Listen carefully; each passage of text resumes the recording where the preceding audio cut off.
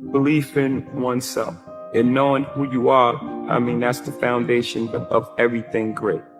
People should learn from my mistakes as well, not only my successes. That's the beauty of living a life. I'm not a perfect guy. You can take whatever out of it that you choose that applies to you. Some things that I've done will not apply to you. And I made, by the grace of God and whatever angels that I had over my shoulders, I made it through. You may not make it through that same hole. But if you could take what I've done and then perfect on it, then that's great. We all aspire, we all have the same emotions. You know, no matter who you are, where you're from, we all have the same emotions. You know, we all want to be successful. We all have the same fears of failure. We all have the feelings of abandonment. We all want love. We have to stretch the audience. You know, it can't be a young man's game. It has to be a genre of music. You know, and what I do while recording is I'll find the truth. Whatever truth that I'm going through, it's a real emotion. If I say, I gotta learn to live with regrets. Now I can relate to that in my life, you can relate to that in your life, everyone can relate to it. So I find a true emotion and connect to that emotion rather than try to make a certain type of record or make a kiddie record. You gotta understand the reason, right? Why does that guy think like that? Right? How do you arrive at that point? You got to also look at that. You have to look at that. You got to look at the environments and places we live in and how things are set up and how things are structured and how we're always the last on the totem pole, even from our schooling to our roads, you know, everything that all the obstacles that's placed in front of us. If this is what I have to live for, then I'm going to take a chance to get more. It doesn't matter. It doesn't matter what happens to me. My first album, but I never really took it serious. It was more of a hobby, and it was such a gift to me. Like, it was a gift. Like, it wasn't really hard for me to create raps. It wasn't hard for me to write rhymes and things like that. This is when I used to write. Like, in my earlier days, I used to write every day, every single day, in the kitchen, banging on the table. My mom's like, please, get us a break back here. I had this green notebook. I used to just write every single day. I wasn't writing with the intentions of having a record deal or anything like that. It was just something that I like to do. It was more of a hobby. I wasn't really just trying to get a record deal. So I would run the streets after that, then I just stopped writing. So then I would still get all these ideas. I have all these ideas and I still make songs, but now I'm making these songs in my head. But so it still wasn't a serious thing to me. To my man Jazz, who was also from Marcy, he got a record deal with EMI and they gave him some paper. It was like $300,000, like back then. This is like 88 or something. I'm like, for real? So it took a while, but when I really started getting serious, my first album came out in '96. Then it was like, and I had to put the album out myself. Nobody would sign me. They thought I was terrible. Every single record, I went to every single record label. They was like, this guy's terrible. He's nothing. I mean, like, it went from singles. Like, I would press up singles, put in the car. I had to go to the record company. Go to the record stores myself. And here, take this. Come back, get $100, $200. Give them some more records. I mean, it really started like that. But it made me appreciate it so much more.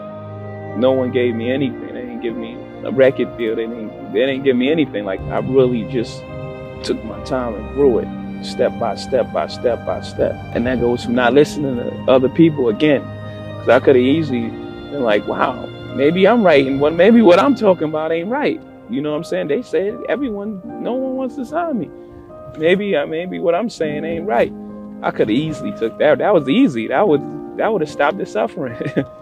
But I didn't. I wanted everything to be in a real simple and honest place.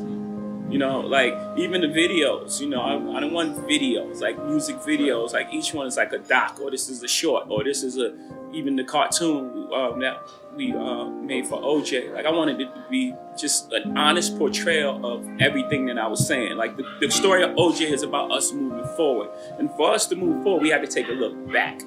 And we took a look back and say, okay, this is where we came from. And like, this is real images. These were shot by Warner Brothers and all these, not to single them out. Right. These were shot by major studios. Like, these cartoons were on TV. This imagery of how we were presented was this. And I wanted to draw a thread between that's really happening now. It's still happening. It's just not as overt. When you look at TV, you don't see a fair, equal representation of people of color. You know, when there's a show on TV, it's like there's black shows on TV, or like, that's a big deal. That should be an everyday occurrence, because we are all like dynamic humans and creatures, and we haven't evolved past race still. And so it's like, still, nigga, like that's, you know, those points are like real important to me. You know, I think that of course the headlines would be about being Kanye and things like that, but like, this album has a lot of topics, you know, that's why it had to be so short. It's so condensed. It's so dense with subject matters and all these other things that if it was longer, you wouldn't be able to take it. It would like wear you out. Never forget those true things that you stick to, your basic things that make you successful. And for me, it's that truth, finding that truth, the truth of the moment of where I am at the time. You know, not trying to cater to a certain demographic.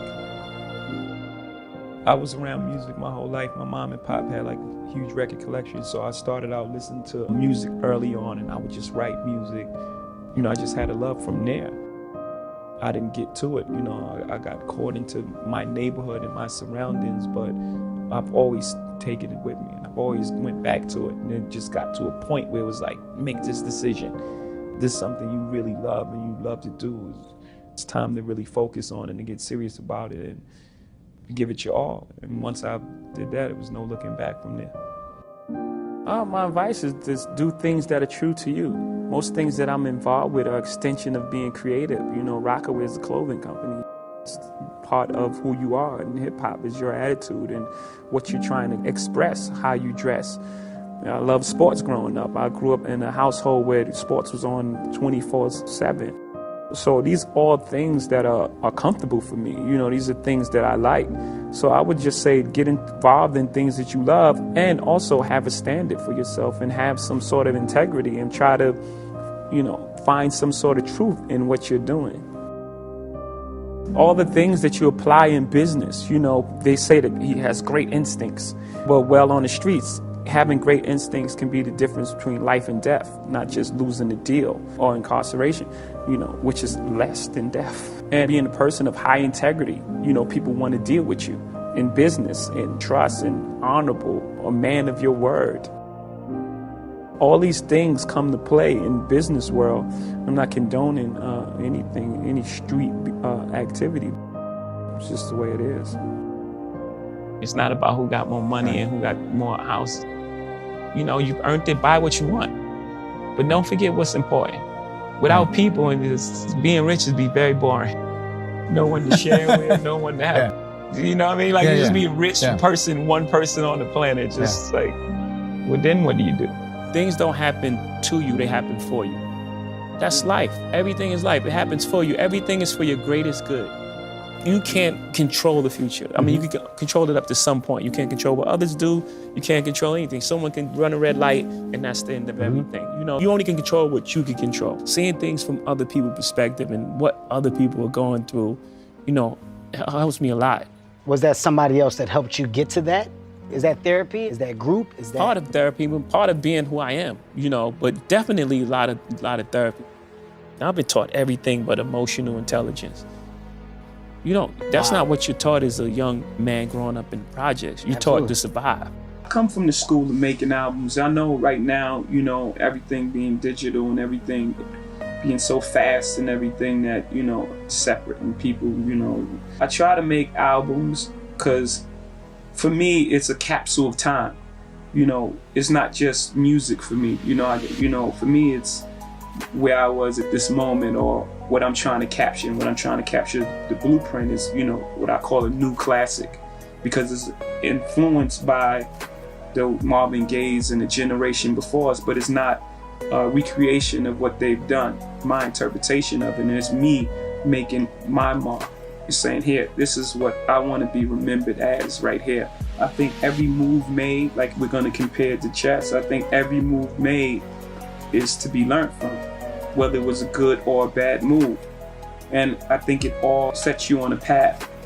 So in order for me to take back any of those moves, I would have to be unhappy with where I am now. And where I am now is, I couldn't even imagine in my wildest dreams that I would be here.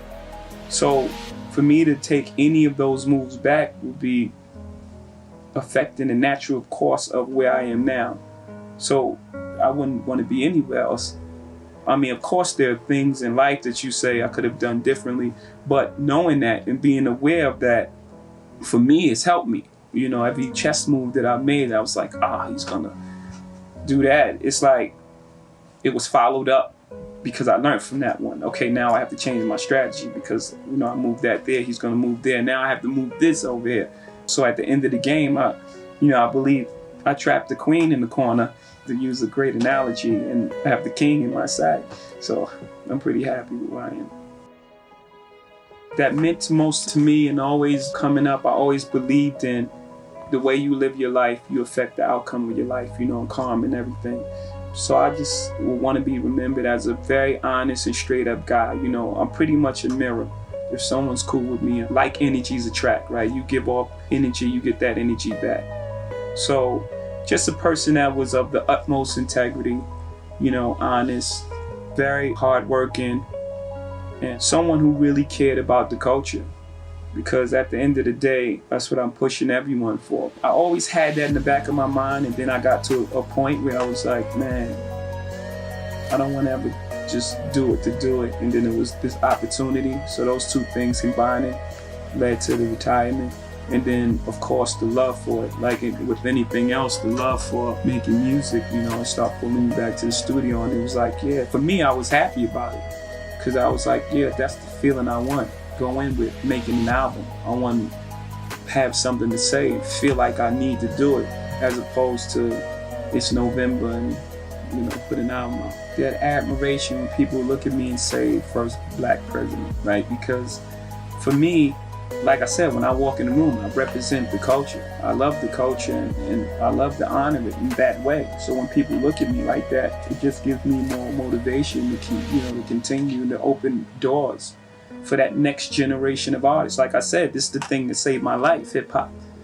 You know, I don't know where I would be without it. There were no backup plans. So for me, it's very important. And when people recognize that, you know, it just lets me know that I'm doing the right thing.